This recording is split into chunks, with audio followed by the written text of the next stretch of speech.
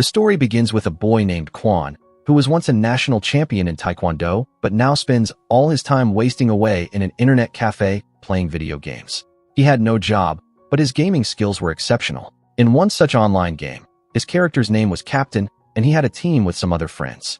Their group was called Razor Action, where Captain would risk his life to help his teammates.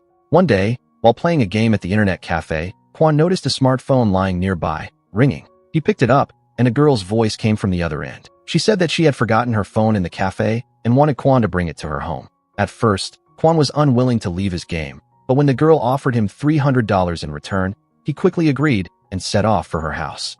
When Quan reached her house, he saw that the door was already open and the girl was in the bathroom taking a shower. He spoke to her from outside, and she asked him to leave the phone on the table and take the money kept there. Quan did as she said, but before leaving, he advised her not to leave her door open like that. It wasn't safe, as anyone could walk in. The next day, while Quan was sleeping in his room, police officers suddenly barged in and arrested him. He was accused of murdering the same girl. Quan was utterly shocked because there was blood on his hands. The murder weapon was found in his room, and his fingerprints and DNA were discovered in the girl's house. His footage was captured on the building's security camera, and even his semen was found in the girl's house. Quan was accused of raping the girl twice and then stabbing her in the neck and stomach to kill her. Within hours, his case went viral nationwide, and the entire public started hating him for committing such a heinous crime. When Quan's mother heard the news, she rushed to the police station but was not allowed to meet her son. Later, she was seen distributing pamphlets, trying to convince people that her son was innocent and was being framed in a false case. However, the public was convinced that Quan was the murderer, so they ignored his mother, and many even insulted her. Eventually, she approached a lawyer named Mr. Min for help, but even he believed that Quan was guilty because all the evidence was against him. A few days later, the court hearing took place, and all the evidence against Quan was presented. Due to nationwide media pressure, the court quickly ruled that Quan was the culprit and sentenced him to life imprisonment. He was sent to a high-security prison, where he was denied parole. The judge stated that Quan's mental state had deteriorated due to excessive gaming and unemployment, which led him to commit such a gruesome crime. That night, Quan was taken to the high-security prison, where he was like a helpless child trapped among the most dangerous criminals. One day, a gang leader named Paul noticed Quan, and his men dragged Quan to him. The prison guards saw this happening and knew Quan was about to get beaten, but Paul signaled them to stay away. As soon as Paul started hitting Quan retaliated by punching Paul, which enraged him. Then, Paul's goons mercilessly beat Quan, breaking his bones. Shortly after, the guards intervened, but Paul accused Quan of attacking him. As a result, Quan was punished with 30 days of solitary confinement in a dark room. Later, Paul and his goons again cornered Quan and brutally beat him. They even injected him with a strange substance that made him lose his mind and start trying to eat his own body. From then on, Quan was beaten almost daily in prison. One day, his mother visited him with lawyer Mr. Min. Seeing Quan's condition, she was devastated because she knew he was suffering terrible abuse in prison. She could tell from his wounds what was happening. She told Quan, "Son, just endure this for a while. I will get you out of here. I will not let the world call me the mother of a rapist." Her words gave Quan strength. This time, when he returned to prison, he was filled with newfound determination. However, the cycle of beatings from Paul and his gang continued. One day, another prisoner offered Quan an ointment to apply to his wounds, believing that Quan couldn't be the killer. He also suspected that Paul knew Quan was innocent, which is why he kept targeting him, because he was an easy victim. At that moment, Quan decided to fight back and prove to everyone that he wasn't someone who could be easily crushed. The next time Paul's men came to beat him, Quan quickly hid and made small weapons using a pen and paper.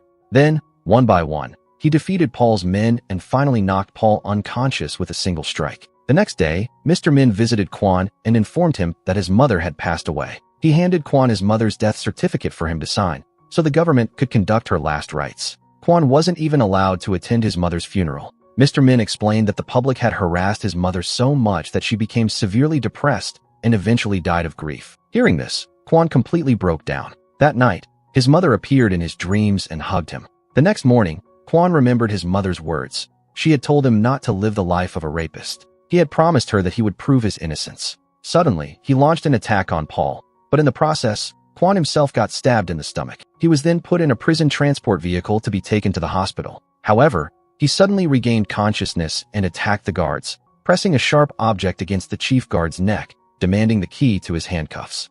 The guard handed him the key, but just then, their vehicle met with an accident. Everyone was injured, but Quan somehow managed to survive. He unlocked his handcuffs and ran away. However, the chief guard aimed a gun at him, but for some reason, he lowered his gun, perhaps realizing that Quan did not belong in prison. He let Quan escape. Now, Quan ran into the forest, avoiding the authorities. Soon, the entire country's police force was on a mission to capture him. While escaping, Quan noticed a couple whose car had broken down, and they were in a hurry to reach the airport. Quan helped fix their car, and in return, they gave him a lift. They didn't recognize him, and since they were leaving the country, they even gave Quan their car to sell for some money. Finally, Quan drove toward the city. With no place to hide, he went to Mr. Min's house, hoping he would understand his situation.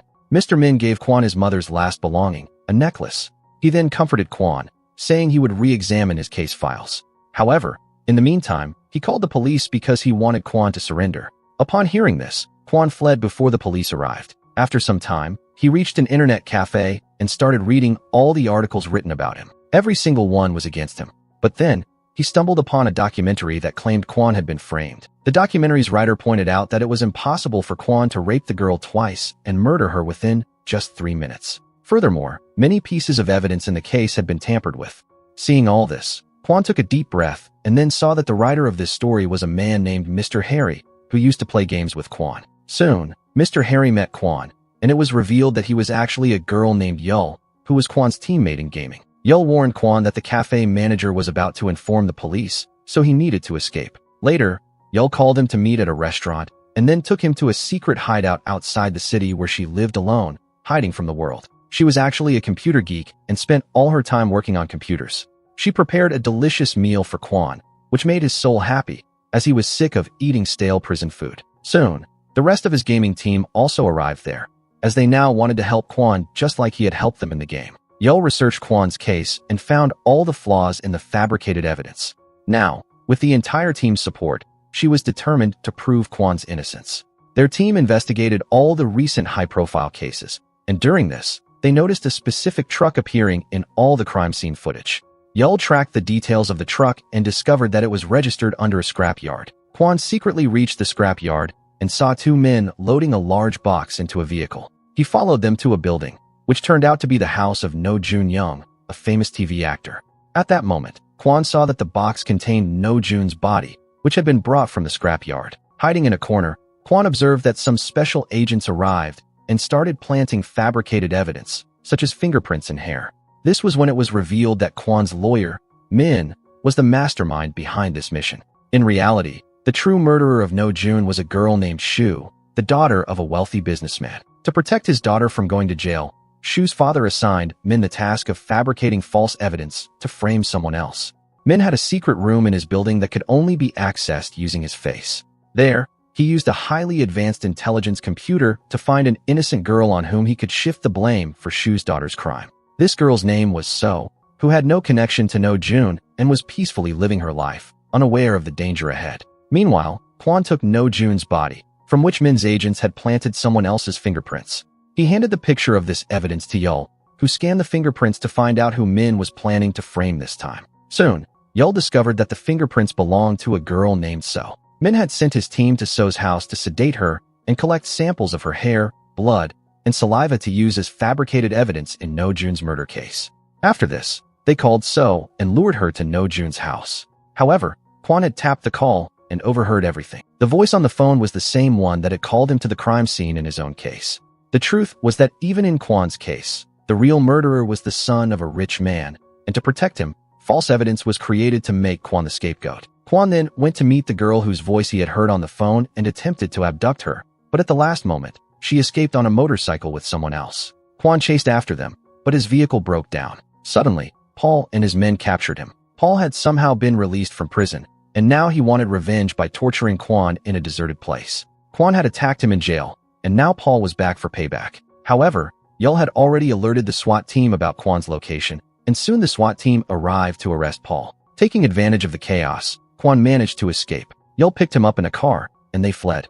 On the way, Quan asked how Paul had managed to find him. That's when Yul discovered a tracker in Quan's mother's necklace. They realized that Min had been tracking him all along because he was the one who had given Quan the necklace to constantly monitor his location.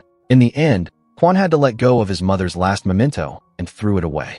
Later, Quan's team built some drones and sent them to scan Min's building. They were convinced that there had to be a high-tech supercomputer storing data on people across the country. Fortunately, their suspicion turned out to be correct when the drones detected large computers inside the building. Meanwhile, Kwon erased all the fake evidence from No Jun's case. When Min found out about this, he ordered his agents to clear the entire house and create a new crime scene elsewhere. However, Kwon blew up their van, which contained all the fabricated evidence. Meanwhile, Shu's daughter was hiding in a hospital, pretending to be a patient. She wanted to leave the country soon, so Min had to create a new crime scene quickly. Under pressure from businessman Shu, Min started preparing another fabricated crime scene. But before he could complete it, Kwon tricked Shu's daughter into coming to the crime scene, and she was arrested for the crime she had committed. This news spread like wildfire across the country. Min's entire mission had now failed. Kwon then called Min and warned him that his crimes would soon be exposed to the world. However, Min, being a psychopath, was actually excited that someone was finally challenging him. He admitted that he was getting bored of easily fabricating crime scenes, but Kwon was making things interesting for him. However, before Min could continue his nonsense, Kwon hung up the phone, infuriating Min. Just then, Min noticed something shocking in his office. His secretary had been murdered. He realized that Kwon had only called to distract him while he sneaked into his house. Min ran towards his secret room, but Kwon caught him from behind and started beating him mercilessly. Their fight led them to Min's high-tech supercomputer. Kwon found crucial evidence in Min's supercomputer, including the video proving how he was framed, as well as videos of his mother fighting alone for his release. Suddenly, Min confessed that Kwon's mother didn't die naturally. He had killed her because she was constantly protesting and creating trouble. People had started supporting her emotionally, which was a problem for him. This revelation enraged Kwon, who then brutally attacked Min. Meanwhile, Kwon started transferring all the evidence from Min's supercomputer to Yul's thumb drive. At that moment, Paul called Kwon, saying that he had captured his team and would kill them if Kwon didn't come immediately. Min revealed that using the tracker in the necklace, they had found Yul's hideout, and Paul had taken Kwon's friends hostage. Kwon had only 30 seconds to save them. Without wasting time, he rushed to rescue his teammates. At Yul's hideout, Paul fired a shot at one of Kwon's teammates, but missed. Suddenly, the power went out, and at that moment, Kwon arrived. Using his incredible fighting skills, he defeated Paul's men. Then, Kwon's team rushed towards a TV station. Along the way, they had to evade Paul's gang, Min's special agents, and even the police. Min, on the other hand, hacked TV channels and portrayed Kwon's team as dangerous criminals. As Kwon and his team reached the TV station, the others distracted their pursuers while Yul set up her computer system to expose Min's truth to the entire country. However, the police managed to arrest Kwon's teammates, and they surrounded his car. With no other option, Kwon surrendered. People across the country watched this live, and Min was delighted. But soon, his happiness turned into horror when his command center